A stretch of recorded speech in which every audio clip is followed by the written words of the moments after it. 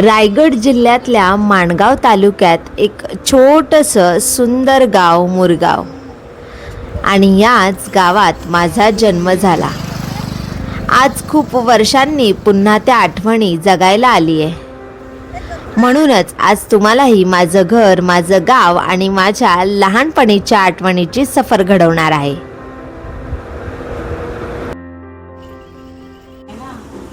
High guys, welcome back to my channel. आणि तुम्ही बघू शकता मी आता गावी आलेली आहे आणि मी आज तुम्हाला पूर्ण घराची होम टूर करणार आहे आणि माझं गाव वगैरे दाखवणार आहे। त्यामुळे व्हिडिओ शेवटपर्यंत नक्की बघा। लाईक, फॉलो, शेअर, सबस्क्राईब करा। हे बघा आमच्या गावातील सुंदर सकाळ। आजूबाजूची छोटी छोटी घरं, सगळं मोकळे रस्ते आणि इकडे सगळीकडे फक्त शांतता।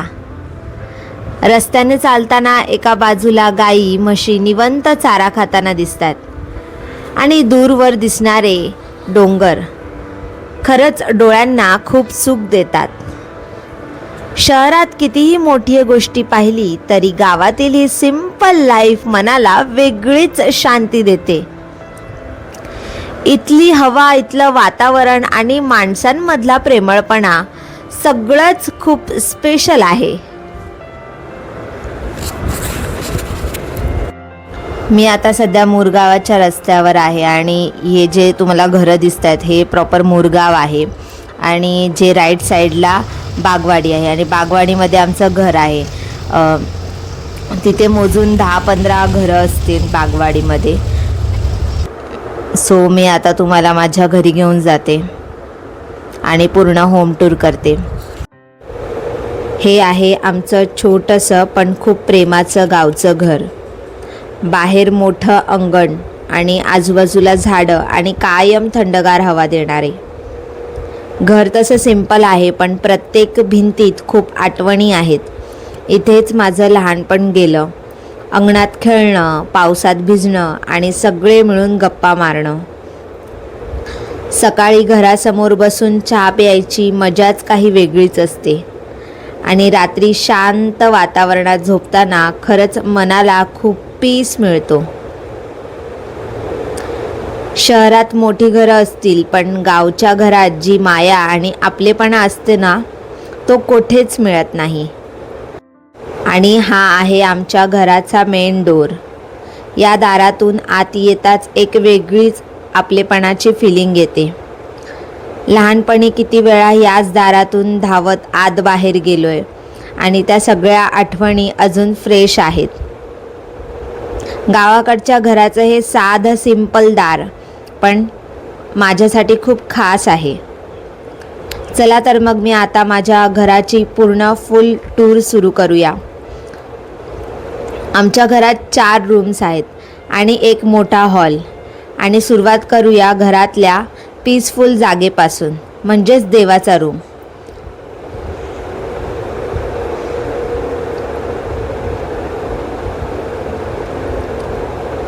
आणि हा आहे आमच्या घरातला देवाचा रूम।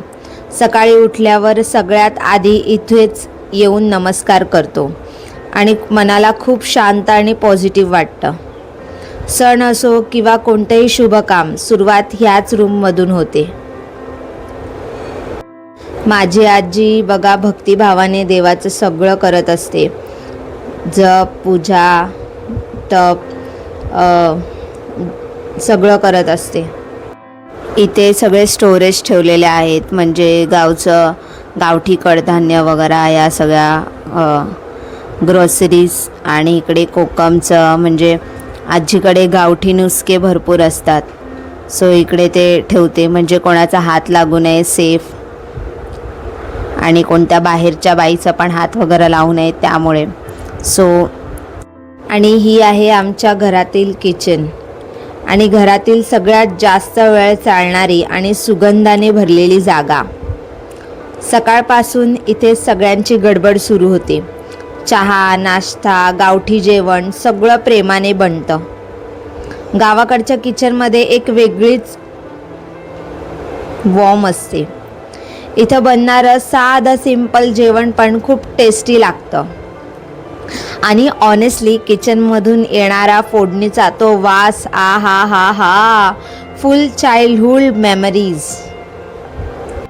आणि हा आहे आमच्या घरामागचा परस.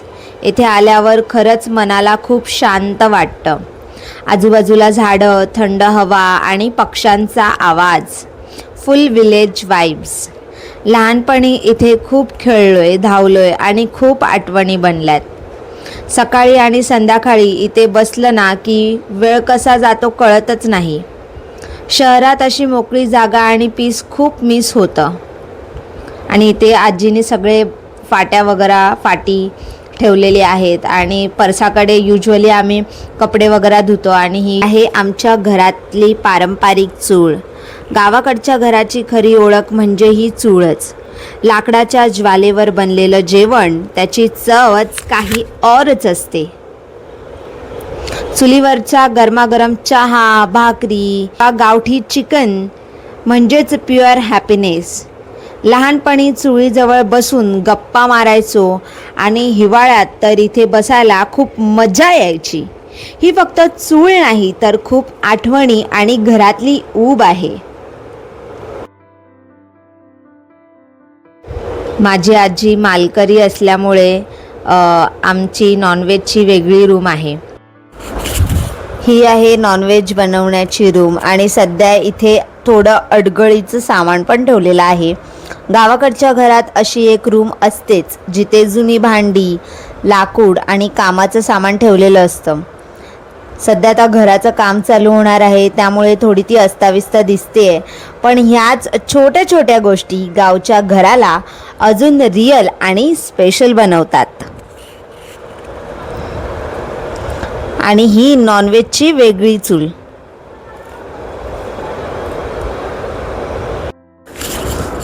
हे बघा, आजीने अजूनही शेतीचं सामान किती जपून ठेवलेलं आहे.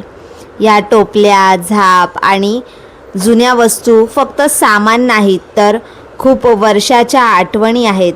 पूर्वी ह्याच वस्तू रोजच्या कामात वापरल्या जायच्या आणि आजही आजी त्यांना तितक्याच प्रेमाने सांभाळते. खरंच जुन्या गोष्टी जपून ठेवण्यात एक वेगळीच माया असते.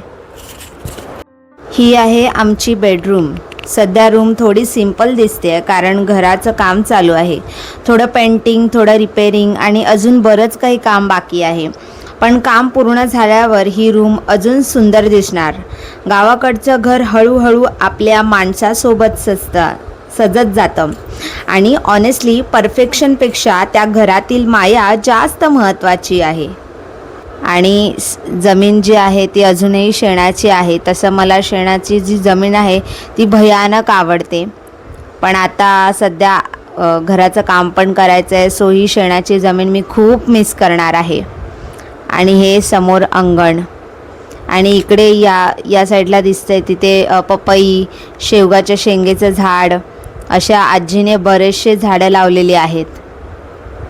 हे सगळं आज जे सुंदर आणि एकत्र दिसतंय ना, त्यामागे माझ्या आजीचं खूप मोठं कष्ट आणि प्रेम आहे.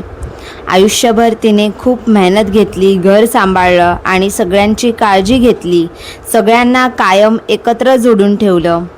आजही घरातील माया, आपलेपणा आणि एकी हिच्यामुळेच टिकून आहे. आजीचं प्रेम म्हणजेच खरंच घराचा आधार असतो, नाही का? ही आहे आमच्या घरातली तुळस. लहानपणापासून हिला रोज पाणी घालताना, दिवा लावताना बघतच मोठे झाले. आजही गावात आले की सगळ्यात आधी नजर हिच्यावर जाते. किती शांतता आहे ना या वातावरणात. खरंच घरात तुळस असली की घराला वेगळीच पॉझिटिव्ह वाईब येते. आमच्या घराच्या आजूबाजूला पण खूप सुंदर आणि शांत वातावरण आहे. छोटी छोटी गावाकडची घरं, समोर मोकळे रस्ते आणि सगळीकडे हिरवळ. पावसाळ्यात तर प्रचंड हिरवळ दिसेल. प्रत्येक घरात आपलेपणा आणि माणुसकी दिसते. कोणी अंगणात बसलेलं असतं तर कोणी गाई म्हशी सांभाळताना दिसतं. शहरासारखी गर्दी नाही, नॉईस नाही, फक्त शांत हवा आणि मनाला सुख देणारं विलेज लाईफ. हे घर फक्त घर नाही, खूप आठवणी आहेत येथे. गावात आलं की मनाला वेगळीच शांतता मिळते. आणि तुम्हाला आमचं घर कसं वाटलं ते कॉमेंटमध्ये नक्की सांगा.